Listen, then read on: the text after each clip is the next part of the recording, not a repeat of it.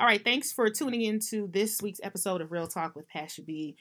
We have Milk here as a special guest again to get into this subject about what's going on in the good old United States of America. Make America great again. Make America great again. And we also, of course, have Sheneka, the official note taker. She's scrolling for her notes already. Always. I'm gonna call this like a State of the Union for Black people. State of the Union address.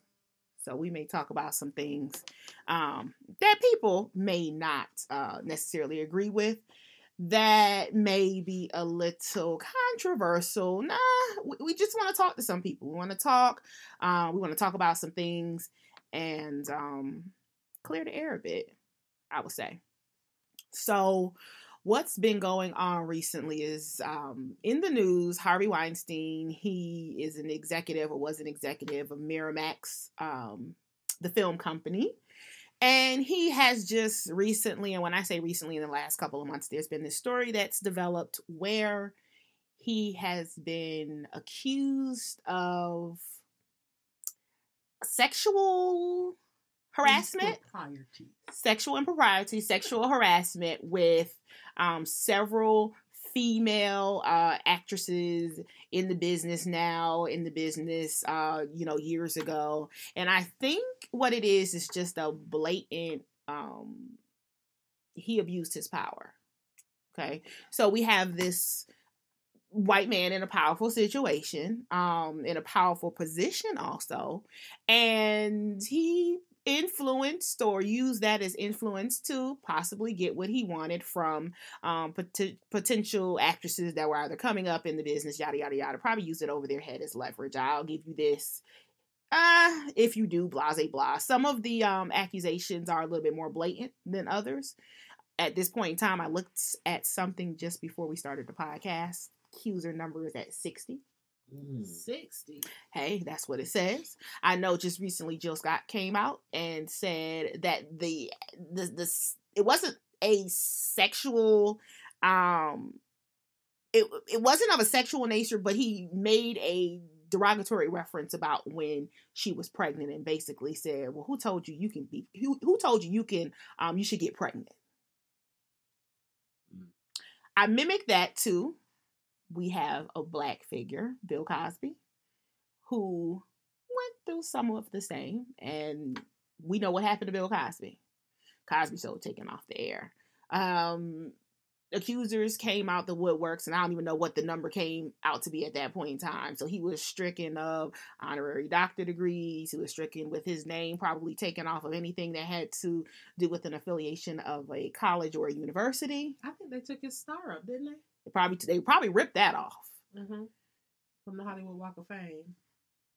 So why is there, to me, it seems like there's a definite contrast between how these two stories are being handled. So does anybody have any input on why was Bill Cosby stripped down to basically nothing at this point in time? And seems like it's okay for us to talk about Harvey Weinstein's situation. He can go to therapy. Because he had a problem, Pasha.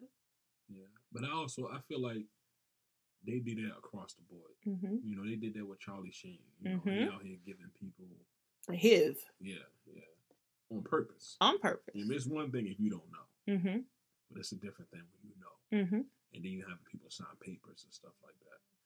But to answer your question, I feel like the reason why it's a difference because we are not in power.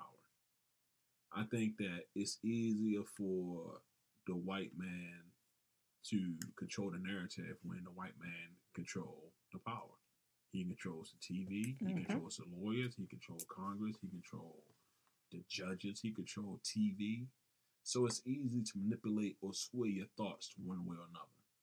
You know, they might also when they have riots, they say it's a riot for us when we riot, and what they say for them, it is a time of need. Mm-hmm. You know, they do the same thing across the board, but they have the power to control the narrative.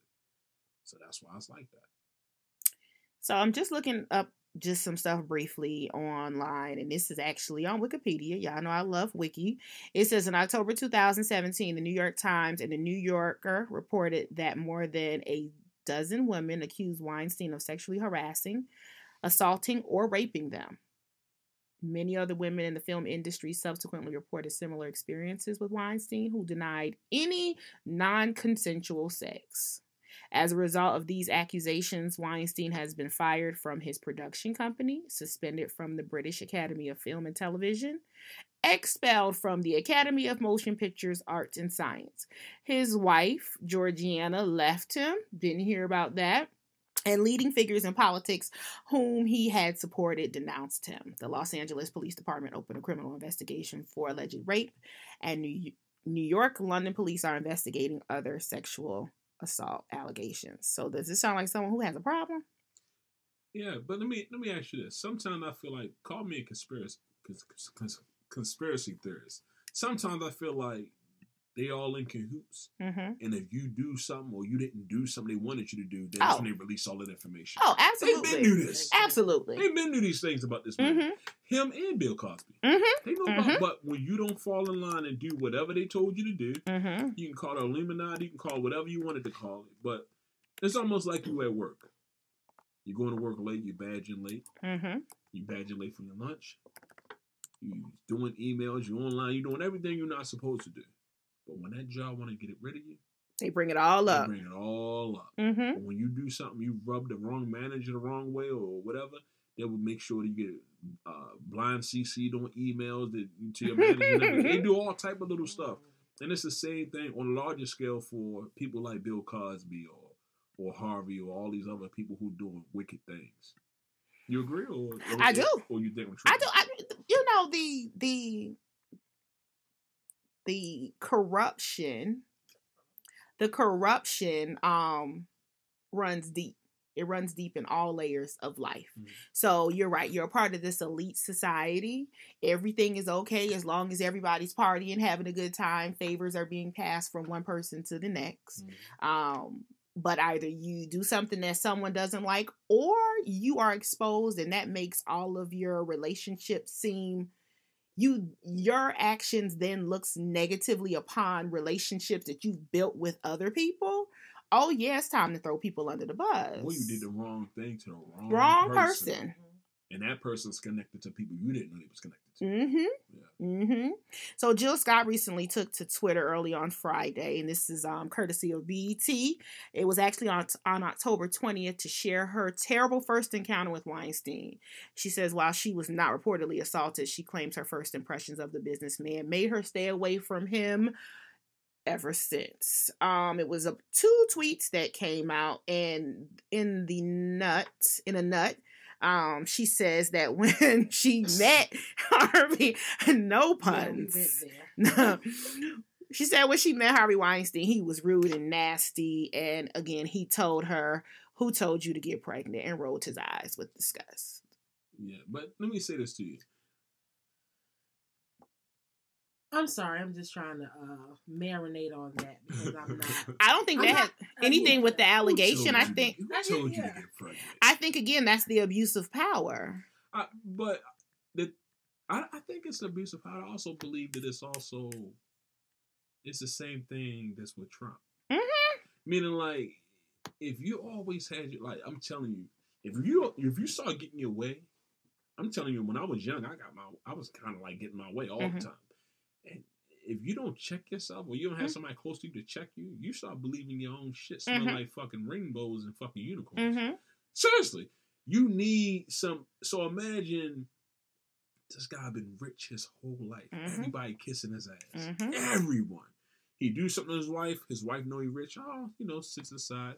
He making decisions whether so he could change your life or break your life. He's doing this throughout his whole life. Same thing with Trump. Mm-hmm. Trump been rich his whole life, so when you have so much money, your mind you don't see what normal people see. Right. You don't think like a normal person. Mm-hmm. What you think is offensive is normal because you are on cloud 9. Mm-hmm. And that's where I believe that when he was saying to Jill Scott, to him, he probably wasn't trying to disrespect her. Mm-hmm. But in his mind, it's normal. Mm-hmm. But in our mind, regular, people who in touch with their feelings, why would you say some shit like that to a person? Right. You know what I'm saying? Right. Was she pregnant at the time? She was pregnant at the time. Why would you say something to a pregnant woman? And then to verbalize it in who told you, you don't own me or own anybody else. But see, that's where you're wrong. Right. In his mind, right. I own you. Right. Mm-hmm. Or in his mind, he thinks he has the ability to make statements like that because of the position that he's in.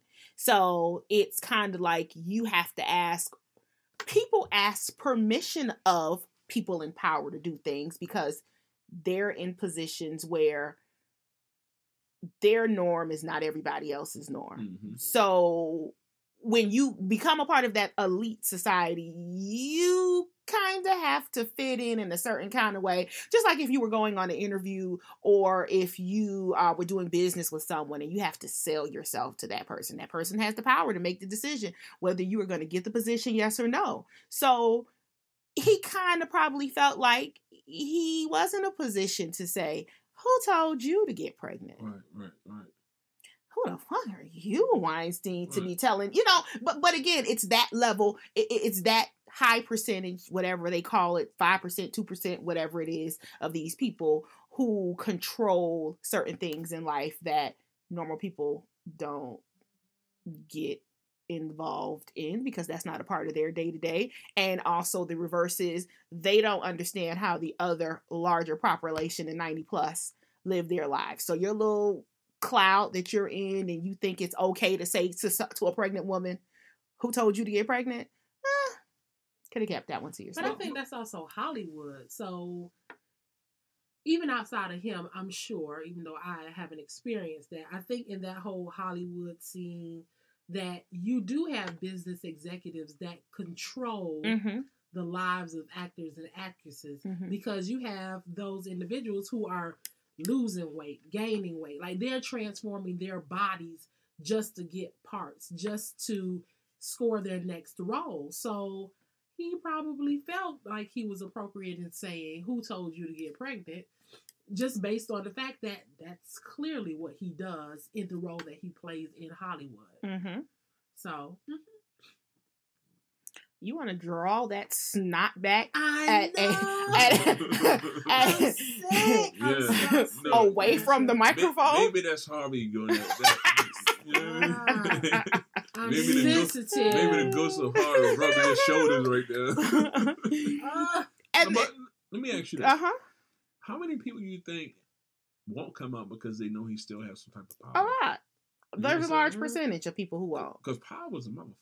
And I'm pretty sure he had alliances with people who, if they don't do what he does, there's still that relationship. So there's a possibility that they're going to be blackballed. So they're not going to come out and say anything. Pretty sure if he's done this to, I don't know if the numbers is dozens, where we're talking about low 20s to as what I've seen as high as 60, what social media is saying, he's probably done this his whole life. His whole adult life to a certain degree. So there's hundreds of people out there that he's probably impacted. And yeah, there's going to be people that's not going to come out. And there's going to be people that are going to come out, but they're waiting on the check. I have a question. So do you think, so we know about this because these people, Harvey and Bill Cosby and Charlie Sheen, how much do you think this plays out on a lower level as far as the average Joe Blow at your job, at my job? At the Mickey D's. I think it plays out often. You know, we had a conversation in which a spoken word artist admitted that with her transition into the scene, she had an incident that was somewhat like that. It's like people in power abuse their power, whether it's at McDonald's, whether it's at a large, like Bank of America, another corporate entity, there are people who will abuse their power. But I also think different people have different things they use. Some men have, they have looks. Some women have looks. And some people have money. And some people have power. I'm not saying it's right that he used it, but that's something in his arsenal that he used to get women. It's not right at all. Because it damn sure wasn't his looks. You know what I'm saying? So I mean, like, but we talk about there's an audience for everything, right? Mm-hmm. So this man has money. I'm pretty sure he can buy women up and down, left and right. There is a segment of the population that wouldn't mind being treated however he wants to be treated. Mm-hmm. But I think people get a kick out of the fact when they can do it to people, to anybody. You know what I'm saying? So I'm going to invite, so allegedly one of the stories is, or his, the way that he did it was inviting people to his hotel room. We're talking about a role. And then it's, give me a massage. What? There's plenty of women who you can drop a couple, some money on, and they'll come over and give you a massage and whatever else it is. Right, you go to Happy masseuse. endings. But there it is. So you have that's a predator, right? Yes, so you prey on people that you feel as though are weak. Mm-hmm. Bottom line. Mm-hmm. Or they're influential or something like that. So that's the sick part about it. That's what sets, I think, it being a little bit different from using your power, even though it's on the same realm. When you prey on people, when you put people in a situation that you know will make them uncomfortable or that you'll have the advantage over them, that's when you're a predator. That's the underlining most, I think, the most nastiest thing that you can do to somebody. I agree. I think that's what women do to men. I just play. It was all of the head nodding, and then you hit me with that. I just play. But there are some women. I know. They use a black magic on them. They do. They use that God box. You know what I'm saying? But did you say the God? I did. I'm gonna need for you to put that on. Oh, David Banner. He's mad about that. But for black people, there's a couple of black women that were also outside of jail. There was a couple of black alleged victims, and power motherfucker, because I can't imagine Joe Scott, like, I can imagine him saying, who the fuck you talking? I just could see her saying that to him. Like, who the fuck you talking to? But when that power, right, that power has you have to shut up. Mm-hmm. That power has you having to be submissive. Hey. Sounds like slavery to me. And that's why he thought he could see. And he felt like he owned her. That's why he thought he could. So whose fault is it? Is it the people who... I know it's his fault, but what I'm saying is it partially the person's fault for not speaking up sooner? I think it's the industry. You know how many people are victimized and they feel like they can't say something because it's then going to be a, what did you do to put yourself in that situation? Right. Donna Karen. I think she came out initially when it started. Donna Karen, famous fashion designer, had the nerve to crack her jaw and say, well, women have to be responsible for how they carry themselves.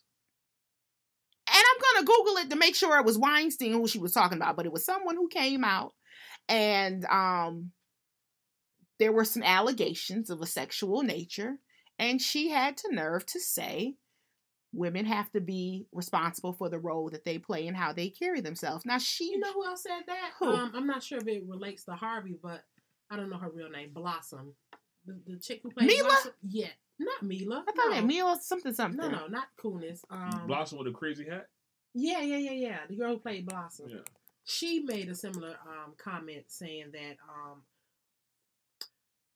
as a result of just being in the industry, she dresses a certain way, presents herself a certain way, just to kind of keep that down. And women need to be cognizant of how they present themselves also. Maya Bilak. I want to make sure I'm clear. I'm not saying that. I want to make sure I'm clear. I'm not saying, when I said, is it partially women's fault? I'm saying, is it their fault? Meaning, like, as soon as something happened, check them. Like, no, this ain't happening. That's what I meant. Not like the way you dress or you go into this hotel room is your fault. I'm not saying that. Because I don't want the women at my door. Right. We will be out there. I'm not saying that. We will be out there. I'm just saying, right now, if I put my hand on your breast, either you're going to break my fucking fingers, or you're going to cuss me out, or something going to happen. Or you might start moving your body in a circle of motion. I'm not fucking... what I'm saying is, got you. something gonna happen right away. You understand what I'm Got saying? you. Not like, I better not do nothing because Milk writing a poem about me and make me look crazy. Right. You understand what I'm saying? I think I agree that. Whose fault is it? I don't want to say whose fault. I think it's circumstance. It's his fault. Right. It's his fault. Is it partially your fault for not speaking up? Your voice. We used this last year when we were talking about when all the killings were going on. Mm-hmm. So you should speak up even if your voice shakes, right? Let me ask you this. Mm-hmm. How many people spoke up before this and got blackballed that we don't even know about? Mm-hmm. Damn, I didn't even think about that. So, and that could be why. Fucking in C movies now. Exactly. Mm-hmm. Mm-hmm. And that's what I was going to say. It's exactly what I was going to say. Industry. It's the industry. Mm-hmm. It would, so we're in a more social setting mm-hmm. where you don't have any power over me I don't have. You just don't know that. He does. But the position that you play doesn't have influence over. Right.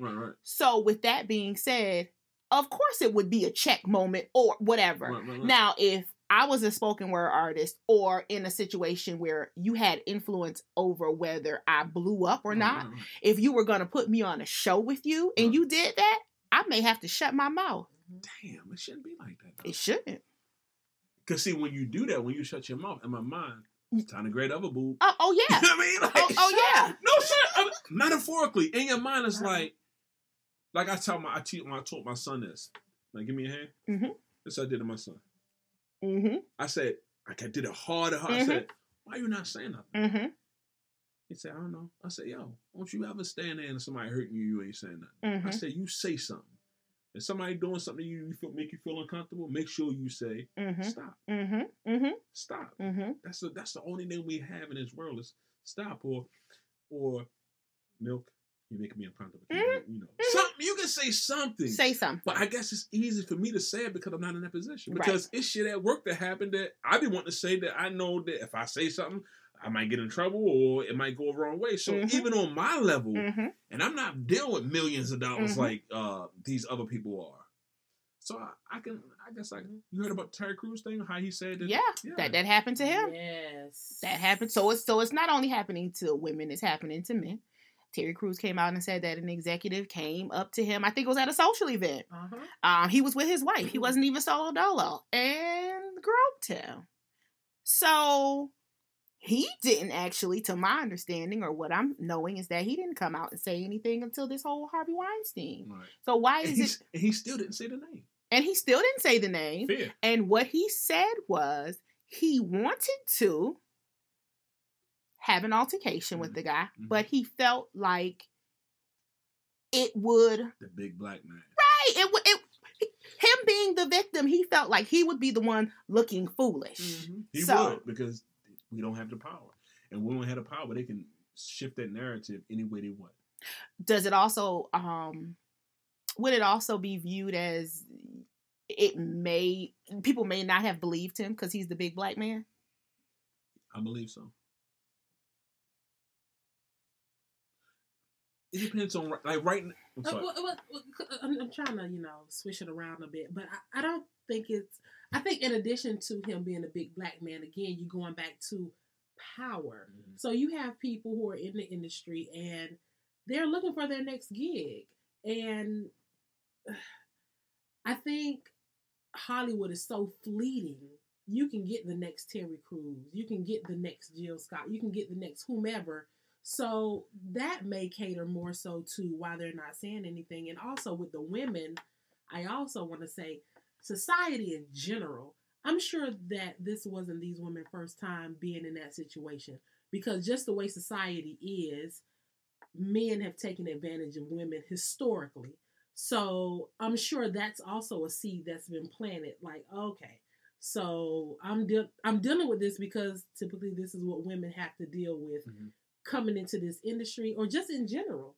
Because I know you could be out in the street, I could be out in the street, and you're going to have men say inappropriate comments to you all the time.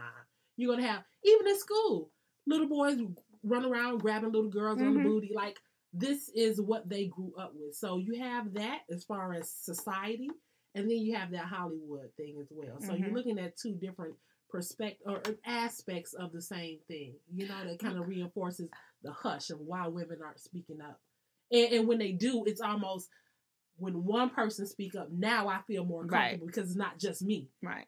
I have 60 allies coming Right. together, so I'm not going to be pinpointed. Right. And to expound, I won't even just say women, it's the victims, because these are victims. Because what we don't want to do is mute ourselves even behind the whole Terry Crews situation because he's a man. I do think a large part of it would be he's a man. You know what I'm saying? So to even come out and say that happened to you and another man in front of your wife is kind of like, and that's probably even why he feels as though he could say something because something was coming out. But it is, again, the position of power. Because if it was another peer of his that did that to him, I think he would have broke that man's jaw. Right. And you know, it's funny, we talking about peers, but let me ask you this. How about, because I like to see things from different perspectives. What if Harvey Weinstein was groomed and mentored to this? He probably, I don't want to say he probably was. It doesn't sound far-fetched. At one point, a lot of this, no, I mean, like, a lot of these things are good old boys cliques. Oh. So, if I'm into manipulating women to do these things, and you a 23-year-old Harvey Weinstein, and I'm 50 years old, and I'm telling you, hey, this is what I do. Come in here and watch this. Bring it here. Hey, I want you to massage my back. How about if he's seen this? He was raised around this culture. You understand what I'm saying? Whereas though this is their little clique. So that's why, one, he's protected, as long as he was protected. Two, while, everybody know not to say, like, even, Jill Scott and everybody else, Terry Crews and different people know not to say anything, even though Terry Crews was involved with Harvey. Or it could have been Harvey because he never said a name. He never said a name. So who's to say that he was mentored into this? You understand what I'm saying? I think it is the kind of good old boys type of mentality. It's the same thing going on in some religions. Yes. As far as touching little boys and touching little girls and stuff like that. Absolutely. Is that a lot? Yeah. Right. Lot. You went there and I'm just like, well, goddamn, it is. Yeah. It is. Yeah. Would you call it sexual oppression? Because like you oppressing, like you basically, you know what I mean? Like that's what you kind of do. It's like I'm using my power to oppress your body, your mind. It's even worse because it's like it's your body and your mind. Yeah. See, it's one thing when somebody, takes something from you, but when they take it and you can't even speak on it, that's fucked up. It is. It is. Damn. Harvey Weinstein, with this situation, we're not saying that his accusation should be taken any lightly than anybody's, just like Bill Cosby's accusation shouldn't be taken. Or Charlie Sheen. The only thing that we're saying is, I guess the reaction should be somewhat the same across the board. So if we're going to do, or society did this and painted Bill Cosby in this same manner, I just hope that they don't let this get swept under the rug because of color and power. I think power kind of controls all type of things. When you think about the Colin Kaepernick situation, you think about how he kind of mute those, they trying to mute our silence. They want us to cry and suffer in silence. It's the same thing somewhat. You know what I mean? Like, and go back to what I said earlier. They control the narrative. The initial issue was we are kneeling because we're taking one knee because we want some justice going on for our young black men and black women that's getting slaughtered in these streets. But what they did was the powers that be, the white people who owned it, the powers that be or the white people, whatever you want to call it, change the narrative to make it seem like it's about the flag. Right. It's not about the flag. It's about bringing attention to the thing. But since they have the power to change the narrative and make it do whatever they wanted to be, that's what they did. I'm so glad you segued into Kaepernick. I remember you. Yeah. I remember you talking about it. So glad.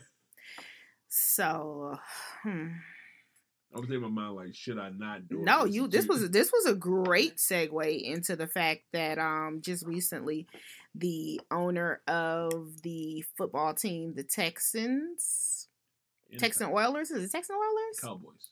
The Cowboys too.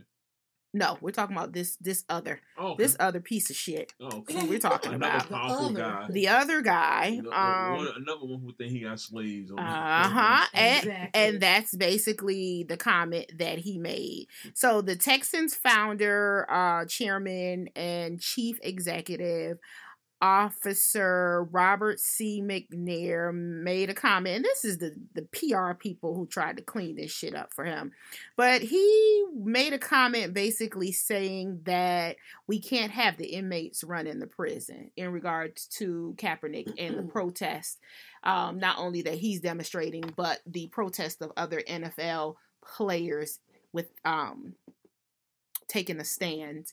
His comments were, we can't have the inmates running the prison. Yeah, but you see how many inmates are silent, just like the women in Hollywood? Mm-hmm. You see people, power, money and power is, I'm telling you, that's why a lot of people who have good hearts and pure hearts, we got to get in position. Mm-hmm. We got to get in position to fight this wickedness. So the PR for the Texans came out and they made a statement. Basically, I guess this is supposed to be his raggedy ass words. It says that I regret that I used that expression. I never meant to offend anyone, and I was not referring to any of our players. I used a figure of speech that was never intended to be taken literally. I would never characterize our players or our league that way, and I apologize to anyone who was offended by it. You know, that's just the staple ass apology. I apologize to anyone who was offended by it. Did you not think about what you said before you said it? I think he did. And I don't think that we would have gotten that had it not been brought to light. Mm-hmm. So had he not gotten the negative feedback, we wouldn't even gotten that statement. So the apology is only being put out there because he got called to the carpet. And that's usually the case with most people who make inappropriate comments as it relates to whether it's race or, sexual, any type of sexual comments or whatever. That's typically what's done because they're PR person. Okay, you have to say something. So, and they say whatever it is they have to say, and guess what? We accept it and we move on. We're forgiving people. We are forgiving people. So I have a comment regarding, and dabbling into the Harvey and also into the NFL, the comment you made, Milk, as far as why aren't the prisoners saying anything?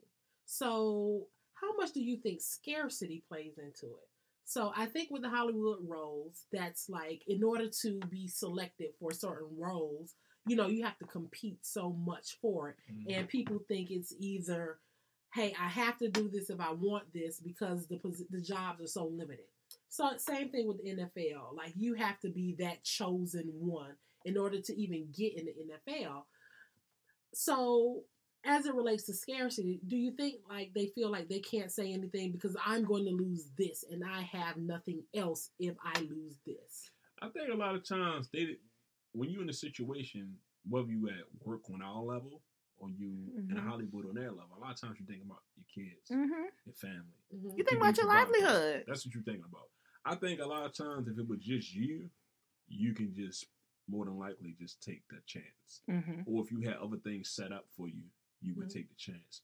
And it's funny we talking about this because I looked at an interview and they was talking about NBA and NFL players. Because I look at a lot of interviews. Mm-hmm. And they was saying a lot of times when they're in the locker room, a lot of these football players and also NBA players, the only thing they're talking about is the cars, the women they slept with, jewelry, stuff like that. Nothing with financial substance. Whereas though, if you have something with financial substance, it's basically saying this is my fuck you money. Mm-hmm. So if you not, you can't, like LeBron, the way he's set up, you can't do anything you want to LeBron because he set his team up. He set himself up. Whereas though, if you do something to him, he got fuck you money. Mm-hmm. I can lead his team if I want. Mm-hmm. I can bring people in if I want. I can do whatever I want because I put myself in position.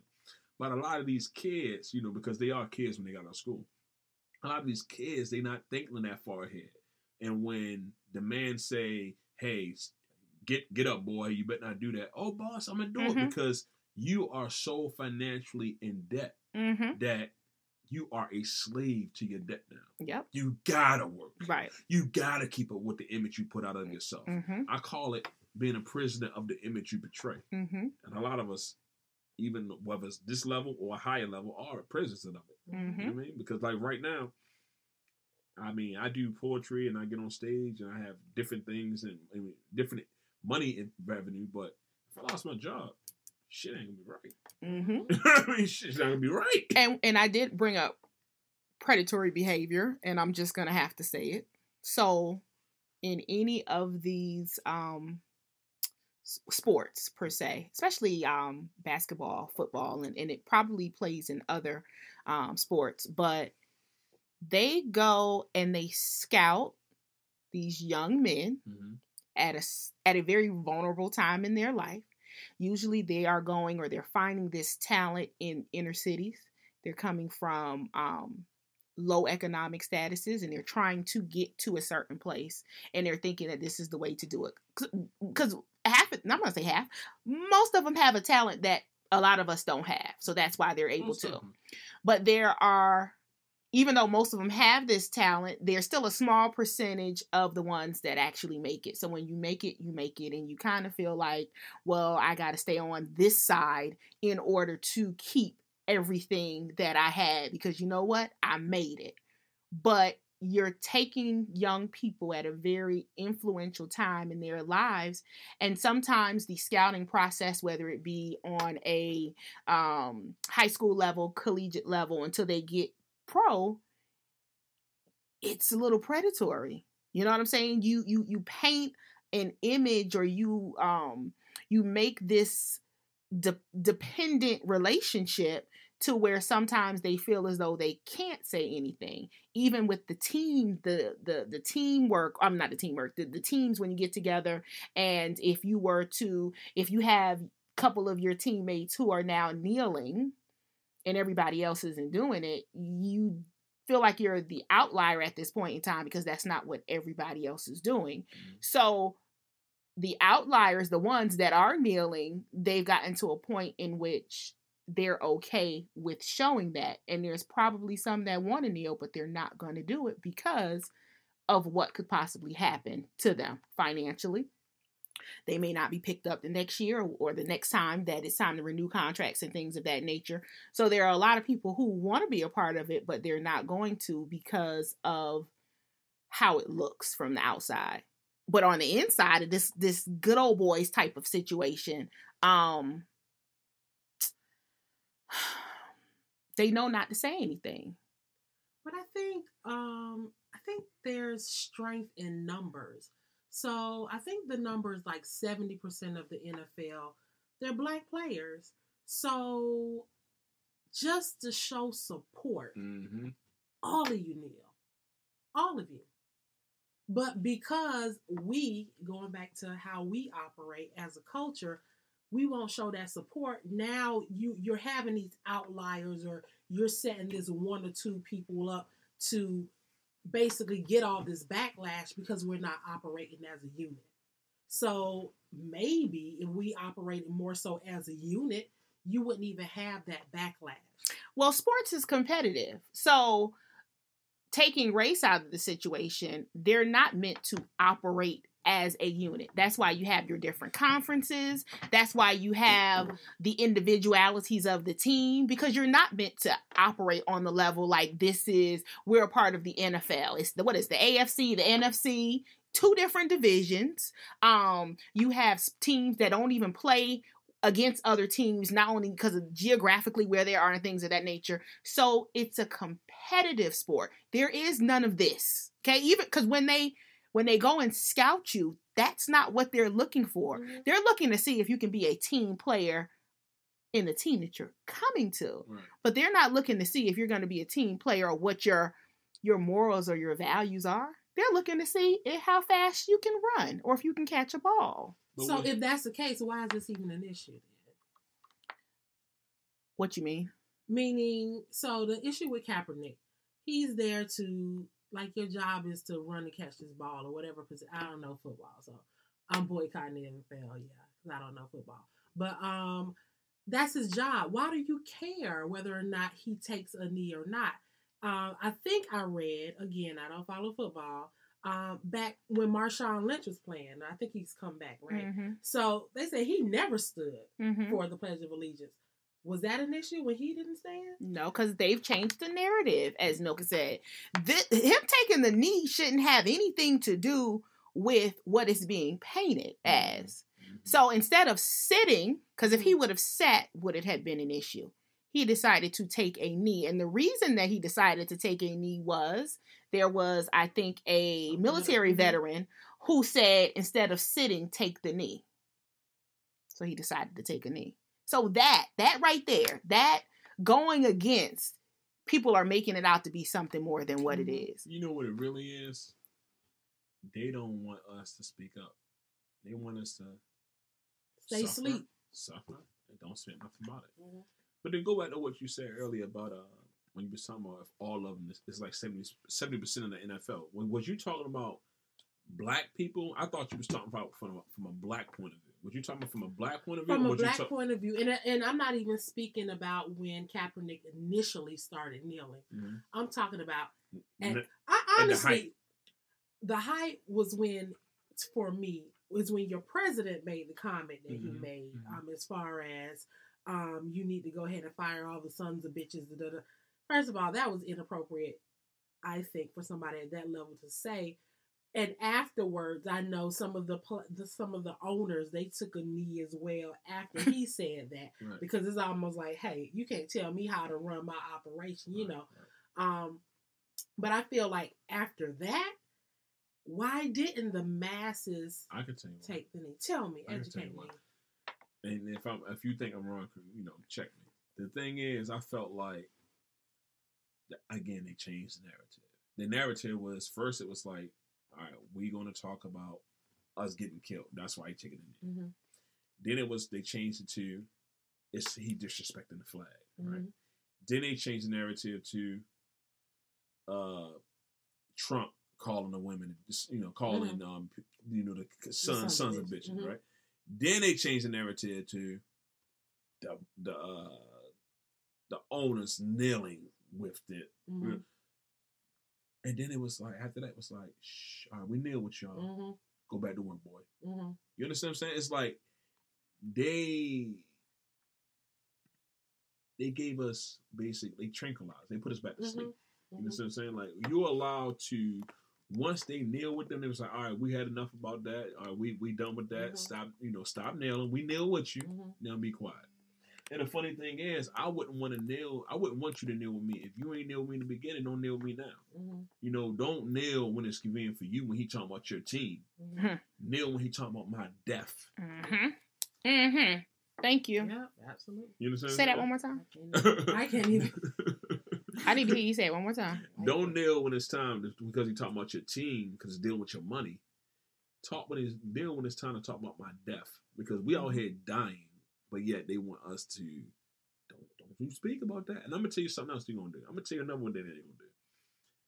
They're gonna change the contracts where so they're gonna put that in the contract where so you can't nail, you can't do nothing against the system. Yep. I agree.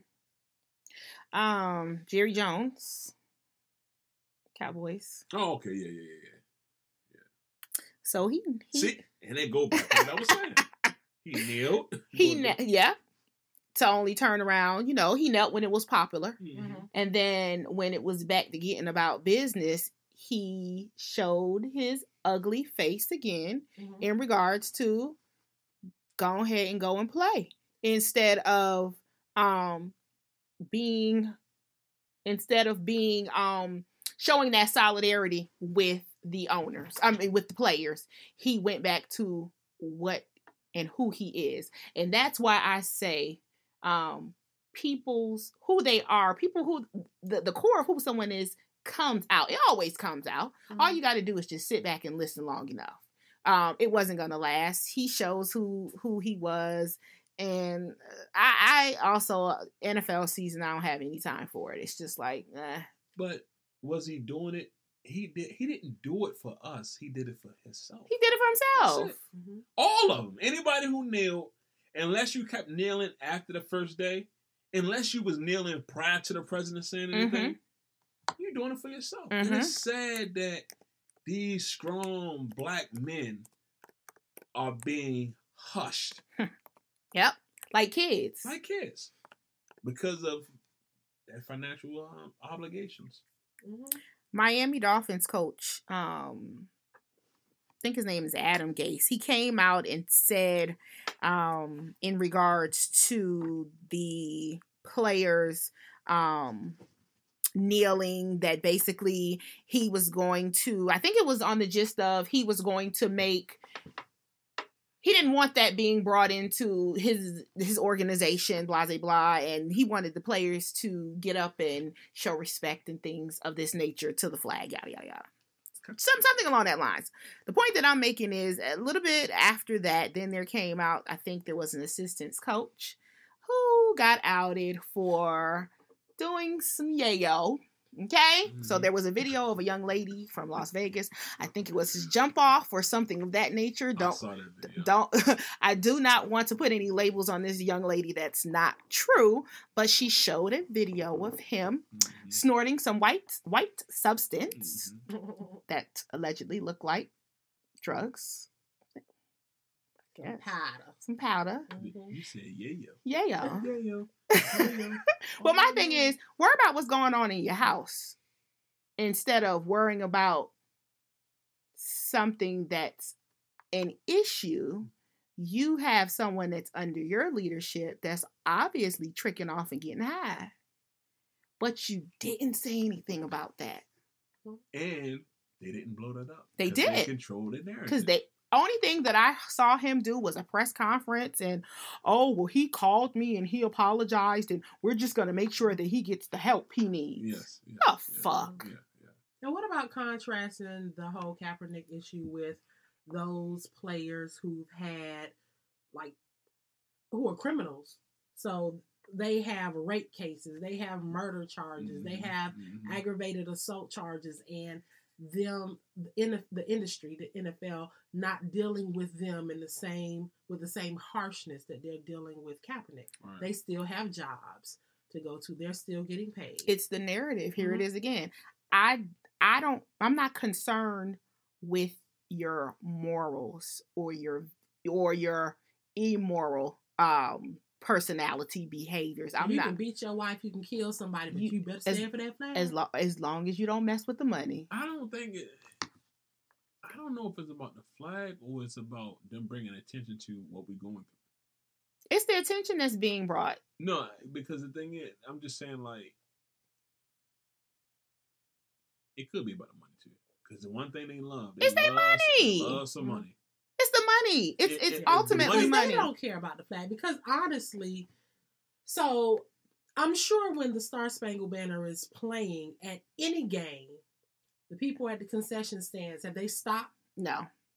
Or are they still making their transactions? No. That's real. So wait, how real is this that the 45, he doesn't put his hand over his chest when the music starts to play. He doesn't.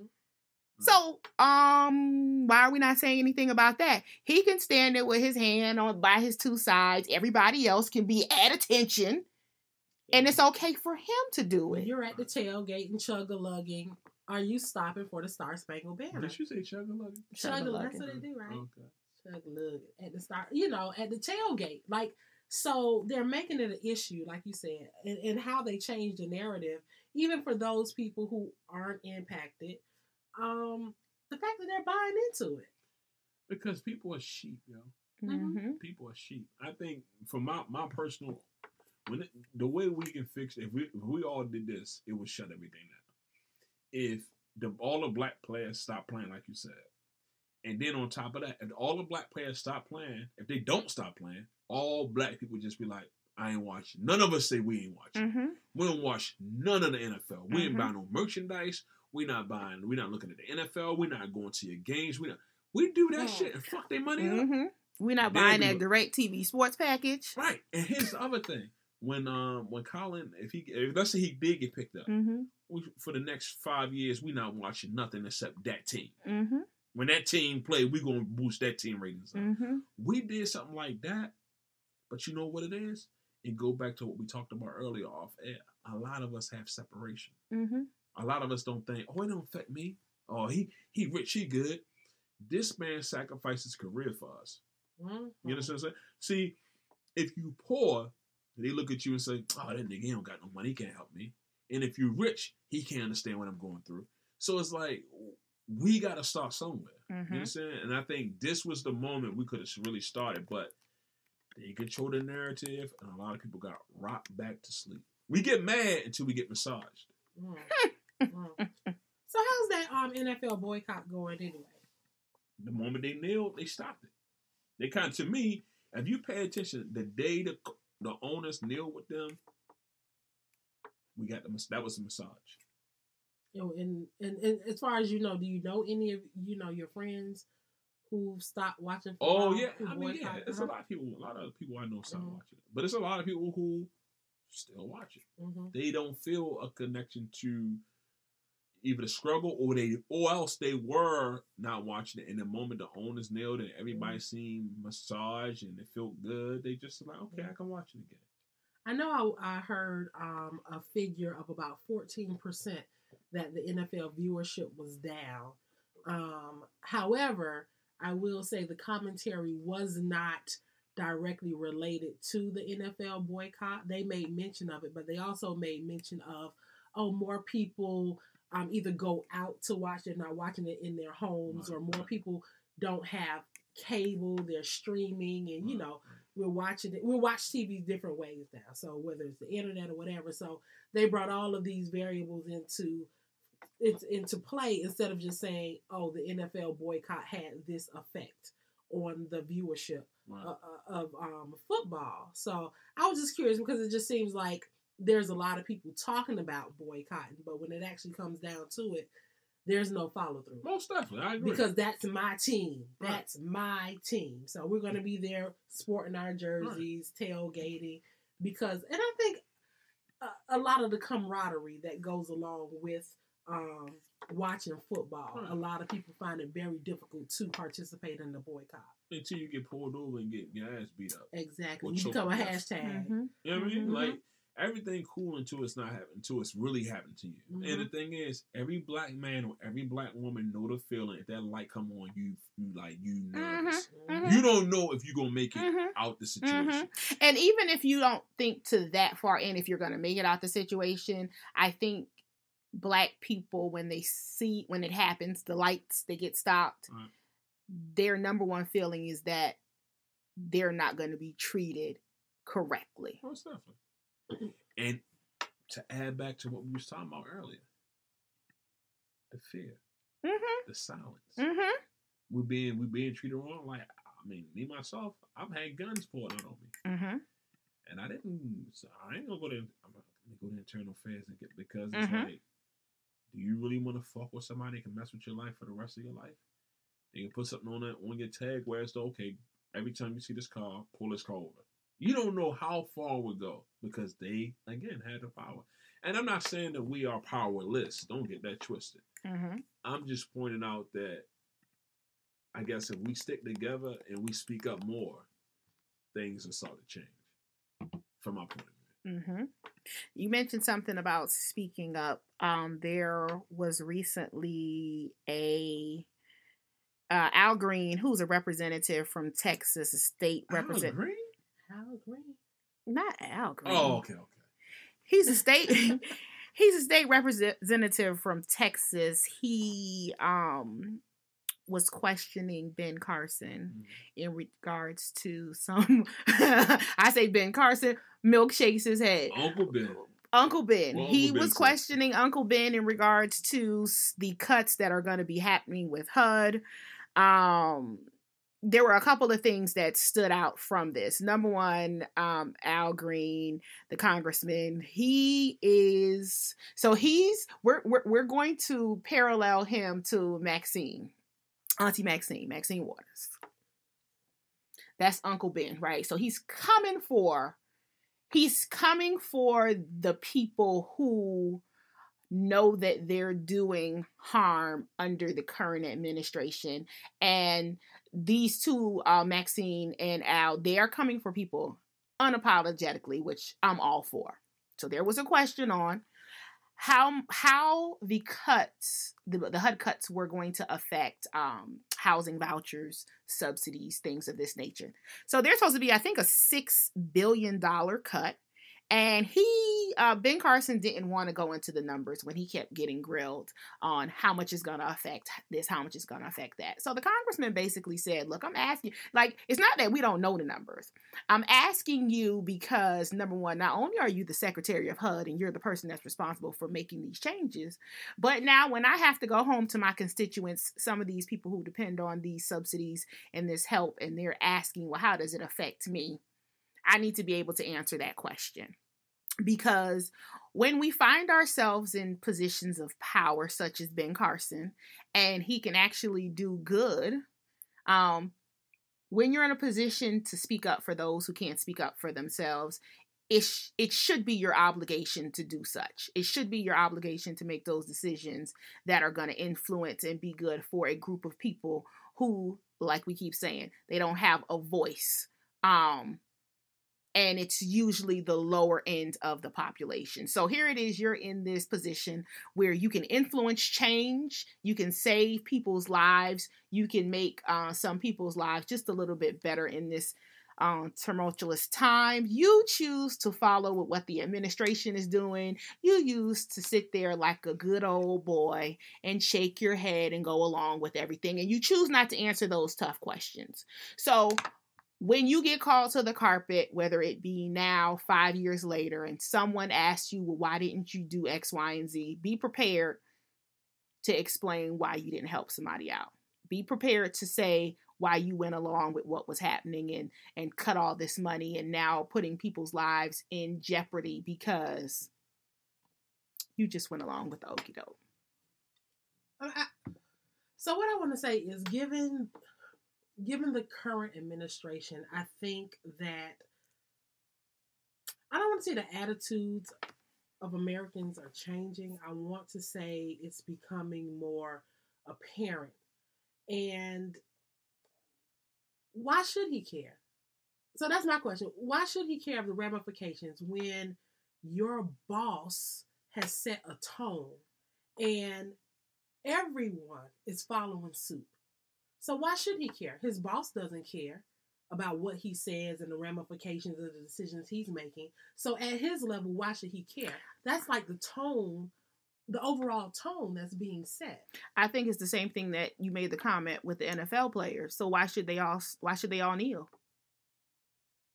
As far as this, mm-hmm. I mean, I don't think he should care. Well, one of the things is I don't think he's cared before. He's being put in a position that he isn't, that's not even his lane. Like, that's not even his lane. So he was put in the position for a reason, because I believe he was put in the position to be a do-boy, so that's what he's doing. The point that I'm making is that the congressman is making him responsible, okay? So whether the tone can be that you work at a bank and they're ripping off all of their customers, right? That's the tone. And they are. You choose to work for that bank. You choose to follow protocol and rip people off. So when the, I think the FCIC and everybody comes down and they want to know why did you do X, Y, and Z? I don't think they're going to take because everybody else was doing it because that was the tone. And I get that. I just think there's lack of accountability across the board. And I also think there are people who are just riding out wherever they are until that wave, comes ashore. They just riding. So that's true. In that particular case, that is the tone. But when it's time, because everybody's sins come home, right? So when it's time, he just needs to be responsible to answer to whomever. And I'm sure he will. I mean, I don't think anybody's checking for him anyway. No, I'm talking about on a greater scheme of things. So if this man can go through his whole life laying down, sleeping good at night, that's good for him. But there comes a time, usually, when people sit back and reflect, right? If you have a soul. If you have a soul. Right. And I don't see him as somebody who doesn't have a soul. He's spineless. He's spineless. That doesn't mean he doesn't have a soul. Because if you were going to go out and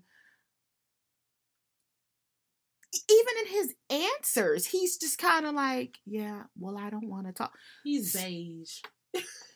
What I expect for you is to speak up.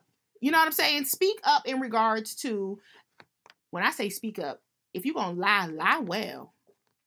Has he ever, though? I don't know. I don't. The campaign, has that been his personality? No, that's probably why it didn't go where it went. But just because you were appointed the Secretary of HUD didn't mean that you have to accept it. So all I'm saying is when it's time for you to answer, because I think the probability of him going through life, because after this administration is over, he's still going to have life that he's going to have to live. Okay. So after the Iron Curtains have fallen, what is he going to do then? I mean, it's not, and I don't know how this man's bank account looked, but let's be clear. He's a neurosurgeon, and he made a name for himself prior to this. So whether or not he can go back to that based on his track record, maybe that won't have an impact based on his track record in his field of expertise. Plus, he's not black. He's just been. He's just what? He's just been? Yeah. You stupid. Yeah. You get it? Yes, I do. He's not black. OJ. I mean, if he cared about us, there's a lot of stuff he wouldn't say or do. I don't think he liked himself. I would agree. He doesn't. I don't think he identified with the culture, the overall. No, he don't. Culture. So. Yeah. Well, I hope he can, lay down every night and sleep good. You know what? I'm not trying to switch. Let me ask you this: if that's your son, if Ben is your son, would you be disappointed? Like, I would be disappointed. I would be disappointed as well. That's why I'm sitting here like, I can't believe that this man is gonna, I can believe, because some do. However, if he goes through the rest of his life and doesn't have a moment of reflection and say, damn, I shouldn't have did that, good for him. Because the day that he does, I hope he is ready to deal with those emotions and all that comes with it. That's all I'm going to say. I don't know if he'd do that. No. Because the thing is, even though he's in a powerful position. So even if you as a mother, it's a shame to him. If he's paying your mortgage, if he's paying your bills, if he's a person that took everybody out the hood, it's possible you still not saying nothing to him. Back to oppression. Just on a different level. Yeah. I mean, I think your mother should be able to tell you whatever, but I don't know his relationship. Right. Based on him not dating his within his own race and the way he looked to me, the way like he's not cultured. To me, it seemed like he's totally disconnected. No, he's married to a black woman. Nope. He's not married to anybody. Uncle Ben. He's married to a black woman. I don't. She's not black either. Have you seen? I was about to say something so inappropriate. But even if the way he's acting, even if he's married to a black woman, homely. Even if he's married to a black woman, somebody disconnected. Because a black woman will check you like, no, Ben, sus. Candy. Well, just like he's not black, he's not black, he's been. Yeah. She's not black. Well, she's benefited. So, well, what does she do? I wonder. Maybe she's financially secure. I don't know. She probably is as well. I thought she was in the same. She's an American author and businesswoman. I always thought, but see, they might think alike. They could, just like you said. They could. Just because you black don't mean you black. That's the point. That's it right there. And just because you of age don't mean you the age you are. I mean, and I think this piggybacks off of the NFL situation. Just because you black don't mean you black. I don't think that all the black players are going to sit there and take a knee No, they're not. They're not. Because they went to these colleges, they've been in these little camps their whole life, and some of them don't even identify as being, not just that, some of them like look at it like, man, I'm trying to get my family. Right. You know what I mean? Like, is he saying in mind, you thinking, if I'm going to do this for my family, I'm going to worry about everybody? Well, that, I'm telling you, like, so my nephew went to West Virginia University on a full scholarship. He was scouted. He went to the Redskins training camp, yada, yada, yada. And in his mind, because this is what a lot of these players believe, he was doing it for his family. You know what I'm saying? So I'm not sitting there saying that he would have did immoral things and things of that nature, but in his mind, he was going to go get this money for his family. So, because the hood, like, a lot of times people, glamorize the hood, but it's almost like what Paul Mooney saying about being black. Everybody want to be a nigga, but nobody want to be a nigga. Everybody want to claim the hood, but nobody really want to live in the hood. You know what I mean? Like, it's just the truth. Sometimes people do anything, even sell their soul. Even sell their soul. Be quiet. Do you think that's a narrative that's taught to us? So historically, even during Jim Crow, even slavery, we were taught that as far as be cooperative, don't combat, don't be combative with your oppressor or what have you. I'll even say present day, going to work, presenting yourself in a certain manner that's not aggressive, or you can't be too black, going to work or what have you. You have to kind of deal with some things. Yeah, dumb yourself down somewhat. Yes. Right. So do you think that also plays a part in it, as far as, you know what, we've been trained to be that way. So even in the NFL or Hollywood or what have you, that old training is just showing its ugly head. Most definitely. And I also agree that when somebody is stepping up, other black people will be like, man, that black man, he making noise. He gonna get us in trouble. It's the same thing. I believe so. I believe so. He gonna get us in trouble, boss. I need my job. So we talked about a little bit about the current administration, 45. Anybody have anything that they want to say? You said we wasn't going to do it. The only thing I would say, for me, about 45 is this. I feel like he's been spoiled his whole life. So, and also he was, is that picture with his parents, is that true? It was in a Ku Klux Klan? Was that true? I'm not sure. They had an old picture with his mother and his father, and they said that, they was in a Ku Klux Klan.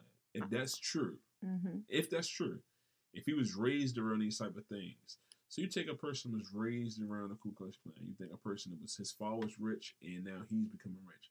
You saw when he said that my father gave me $1 million when I was you saw that? So the thing is like, if he's saying that, that means his friends probably got $10, $20 million, some shit like that. You know what I mean? So the thing is, I would say, he just don't see reality. I'm not trying to make no excuse for this man. I think it's a couple things. You might disagree with it. I feel like, one, he don't see reality. That's why he do some of the things he do. Two, I think he's manipulating the people who this might sound crazy. I don't think Trump is racist. I feel like he is a person that know how to push buttons to people who are racist to get them to do what he wants them to do. He's an entertainer. We can't forget that. Because when you think about it, I don't think a racist want to hang with Russell Simmons. I don't think a racist want to hang with, be on Lloyd Banks' album, be on this rap album. I don't think a racist want to be a part of none of that shit. You know what I'm saying? I feel like he might have racial tendencies, but I feel like he's using racist people, as far as, racist, what you call it earlier, white nationalists. I think he's using them to manipulate the system. He's rigging the system to play the game he want to play. And I think that, so I think two ways. That's what I think. I think two ways. I think one, he's rigging the system to get the numbers he need to get what he want accomplished. I also think he's doing certain things purposely to make us talk about this while he's doing some other shit. Mm-hmm. I also feel like even though we think, oh, he's dumb, I think that he's going to set his legacy up where as though his kids. Definitely. Like, I'm talking about, like, I think he got shit planned. Whereas though when he get out of office, this contract gonna come up and be in it. Definitely. This contract. I think that he is like a lot of they master manipulators, bro. They master manipulators. Mm-hmm. They make you think about this, but it's some other shit. Whatever you think it is not that. Right. Whatever if he making you think he racist. He might be racist, but there's some other shit going on too. It's the smoke. I do believe that there's the whole smoke and mirrors thing. He is good at causing a scene to hide exactly what he's doing. Mm-hmm. I think he is a entertainer to heart. So he is feeding off of all the drama that's going on. He's feeding off of this. I also believe that he fed off of the emotions of some of the word that's used, the nationalists. So he's fed off of fear and anger. That's what his campaign was about, to get the agenda, whatever it is, across. And when you think it's one thing, it's not. This man is making his money, and those around him, they're also making their fortunes, so that when the shop is closed, they're all good. Bottom line. I agree. And one of the things, I can't even say I'm as disappointed with some of the rhetoric as I am of the people who feed into it. So I guess I was really surprised, one, that he was elected, but that his campaign was based off a lot of hate speech and feeding into that, and to see the vast numbers of people who came out and appealed to that, and to see how ultimately they put their hate ahead of their own agendas. So coming into office, while you were feeding into that hate speech, certain policies were being changed and certain executive orders were being signed that undermined you, that work against you, because all you heard was the hate. But that's the fear and feeding off of that. Because one thing that the large group of Trump supporters probably have in common is that they didn't want Barack Obama to be president. Okay? So anything that was against what he did or what he stood for, they were going to go with it anyway. It didn't make a difference if they said, we're about to put into law that we got to start milking our own fucking cows. They would have did it. You know why? Because if Barack Obama said we had to do it, we're going to do the opposite of it. Just like with Obamacare. And I know some people, it rattles their chain when they hear the word Obamacare, because it's not friggin' Obamacare. It's the Affordable Care Act. But tell the right person at the wrong time, Affordable Care Act, oh yeah, I like that. Dumbass. That's all I'm going to say. Dumbass. You so dumb. You so stupid. You're so oblivious to what's in front of you that if someone... Hate-filled. That someone came in, an orange person came in front of you with a red, white, and blue Make America Great, and you were friggin' for it, as long as it was against what was already in office. So, I shy away from talking about 45 because he's just a mess. But what I say is, there was a certain population of people that elected him into office. These certain population, majority of them happen to be Caucasians. Or did they? Hey, we can go on that retrospect also. But y'all deal with him. Y'all deal with it. Because when it starts affecting y'all, it's going to affect us. But when it really start affecting y'all out there with the signs and the tiki torches and all that other bullshit, when it start affecting y'all deal with it. You know, it's crazy. I think one of the most important things we need to do as Black people is, one, and I'm talking about me, myself, included with this. One, not because I'm not Black, but because I don't know how to do these things. One, fish. We got to learn how to fish. We got to learn how to grow food. We got to learn how to we need to learn how to live off the land. We need to learn how to camp. We need to learn how to hunt. Because the thing is like, a lot of times, we are not prepared for the future. Mm-hmm. 10, 20, 30, 40, 50 years from now, 100 years from now, if some shit really go down and we can't go to the grocery store, what can we do? We need to be prepared for all type of things. And not just being fly or, you know what I mean? Dancing or, you know, shake your butt on YouTube or how many women you slept with or what's the best new hip-hop album. Or putting in a tight-ass weave. Or putting a tight-ass wig, a nice wig, or whatever the case may be. We need to be prepared for our real immediate future because the thing is like, things only get worse. Mm-hmm. I mean, a lot of times they say you this, things can get worse before it get better, but if they let Trump in, honestly, they'll let anybody in. Mm-hmm. Anybody. Mm-hmm. So we don't know what laws he's passing behind closed doors we don't know about. And when I say behind closed door, meaning like with all the things he's doing in public, we don't know. The ones that are not being seen and ones that are not being talked about. Right. The ones that are being actually penciled in or signed in without the hype. Right. Mm-hmm. So, or they might pass this bill, but within that bill, it's some other shit. It's gonna fuck. You know what I mean? Right. So we just need to be prepared for the future because I always believe that when they do things, it's for a reason, but you don't know what it is. But you got to study the game, trying to figure out what it is. And you might not know it until later, but at least you prepared either way. Right. You know what I mean?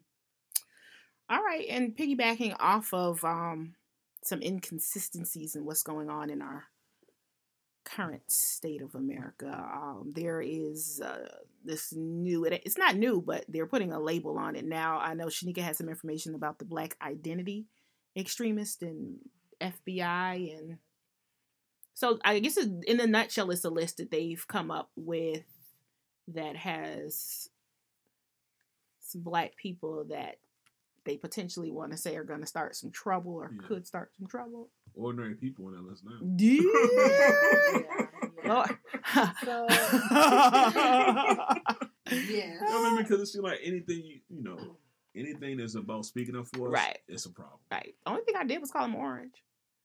He is quite on the extreme spectrum of color. But again, I think even with that, with the labeling of the Black identity extremists, I think that's an effort to distract us, to get us all hyped about, the FBI is they're looking into what we're doing, as they've always have. So nothing really has changed. You just changed the label that you've given us in the past. Some people seem to think that this is a dig at the Black Lives Matter movement. Mm-hmm. And again, you still have white nationalists, you have the Klan, you have neo-Nazis, and they are not given the same attention that that is given to Black people who speak out about just the harassment that's being targeted toward them. So the question is, so why not?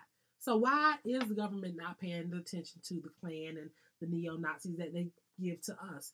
Even with the rally in Charlottesville, I think, and I hate to keep referencing 45 because, again, he gets enough attention. But he referred to there being good people on both sides. Mm-hmm. You're not calling them out. However, when something happens it's majority Black people, it's the thugs, it's this, it's that. The son of a bitches. It's the son of a bitch. Yeah, all of that. So, and also, that's what that's the narrative the media also paints as well. Mm-hmm. When a Black person, even if it's a singular person, does something, the Black person, da-da-da-da-da, you pulling pictures off social media, the most, what's the word I'm looking for? You pick the worst pictures, mm-hmm. To post mm-hmm. on TV, but when it's a white person who does something, that shoot up a movie theater, mm-hmm. you picking the yearbook, the yearbook picture where he got a tux on. Yeah, no. Yeah. Mm-hmm. So I think again that goes to the narrative that's painted because we don't own any of the media outlets. So unfortunately, they paint the picture, and those people who don't even have dealings with Black people on that level, Meaning you just don't live around black people. You're not working with black people. And guess what? That's the vast majority of the United States. You know, we tend to be congregated in major metropolitan cities. But when you look at the United States overall, the vast majority of white people, I don't think they have dealings with black people on that level. So they develop their opinion based on what the media shows. And if the media is painting a narrative that we're a certain way, and now you're coming out with this term as far as black identity extremists, but you're not calling these neo-Nazis out. You're not calling out these people who are truly, I don't want to call them serial killers, but they're the ones who are doing all the killing. Like, when the last time you heard somebody from Black Live, they are domestic terrorism. So when was the last time you've seen, and I'll use their term, the black identity extremists go kill and shoot up a whole school or shoot up a movie theater or shoot up the mall? Like, when have you seen that? You don't see that. So I guess the question I ask myself, so why are they painting this narrative if, one, we're not doing it, and two, why is it that you have the white people believing the narrative when you flip on the TV and you see who's shooting up the schools, you see who's shooting up the movie theaters, you see who, and I don't even bring up the Vegas incident because I think that's a whole conspiracy thing, but again, it wasn't a black person. But again, you don't tailor your conversation about that. It's always on us, and all we doing is marching. That's all we doing, marching. Mm-hmm. So yeah, I guess that's my question, and I know the answer to it, but I think people who kind of buy into it really need to ask themselves the question as far as, why is this narrative being painted, and why am I believing the hype? Mm-hmm. So, anything to add to that, Milk? No, that's real. Okay, that's just real, man. So we went on a little rant, as we sometimes do, but that's fine. It's a lot. That's a lot of things that's going on currently now, and I think we needed to talk about it for a bit. And I hope again that this motivates other people, no matter the color, for you to think about some of the conversations that you need to be having, and even if you're not ready to have the conversations, at least open up your mind to the dialogue and thinking outside the box, because it's not all what's in front of you. It just know that the narrative, and when we say narrative, we're talking about the media and those who influence, that they are painting a picture. If you don't even want to believe it, you should. And I was just thinking about read something recently that said, everything is out there for you within your fingertips to find the answers yourself. So if you want to know something, just look it up yourself. Yeah, you just got to dig for it. Just dig for it. But another thing, I want to say something to correct you and me. When we was talking about, like, we do have media, like we have TV One and, but it's not like CNN. We don't have a news network that consistently pumps stuff out consistently. We have Roland Martin. 24-hour. Yeah. That's what we're talking about when we say that. And another thing is, like, we might have, even TV One, I don't think they can say what they really They can't. want to say. I believe it as well. They can't say the real shit. You know what I mean?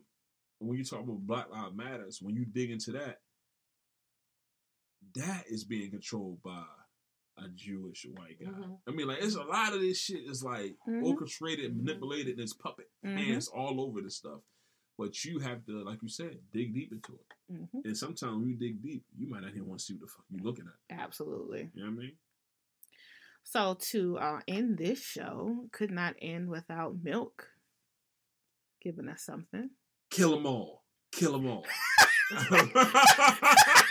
You just lost sponsorship. I'm just playing. You know one thing I like that you said? When you say regardless of race. Because the thing is, a lot of times, when we talk about black and white issues, we're not talking about all white people. We ain't talking about no white. If you're not the type of white person we talking about, we're not talking about you. You understand what I'm saying? Because the thing is, it's like we're talking about a particular type of white person. You understand what I'm saying? So. And I know we're supposed to be wrapping up, but I also think, and I'll just say the powers that be use race to keep us divided, to kind of push their agenda.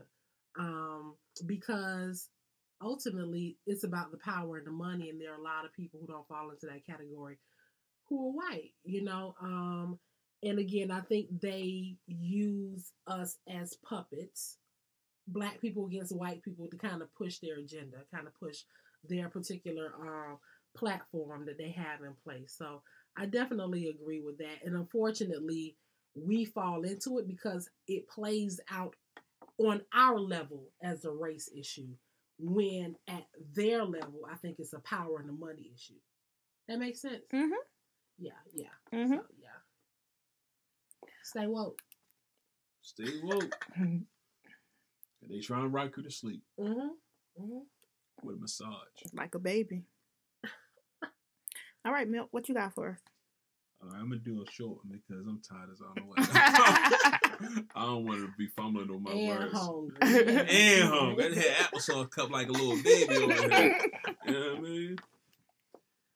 20 years of calculation for financial segregation equates to defecation smeared in the hallways of hell, where drug dealers and dope fiends dwell, locked in invisible cells, reverse fulfilled where broken souls are forgotten about. Go ahead, scream, shout, yell. The wealthy people in heaven too far away to care about the infidels in hell. You can't tell we're not doing well? Brainwashed, whipped, and killed for over 400 years. Numb to this, no cares, who cares? Speak up and pay the penalty. Erased our history. Now this is the mystery. Our religion is not our decision if your belief system has to be translated.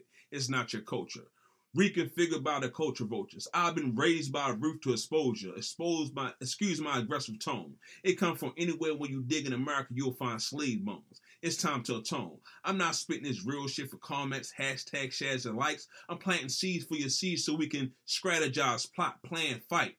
Take the land back in the middle of the night. Ooh. Yes. Love it. Yes, love it. One more time, social media. Thismilk.com. It's my website. Milk _AKA _ Greatness in the Flesh is my Instagram and Facebook.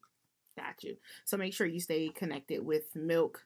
Also look out for him because he has a lot of things coming. He has the book, which is on Amazon. Name of the book again? Young, Arrogant, and Invincible. Young, Arrogant, and Invincible. We want to thank him for joining us for this week's episode. And as always, had a great time with you guys.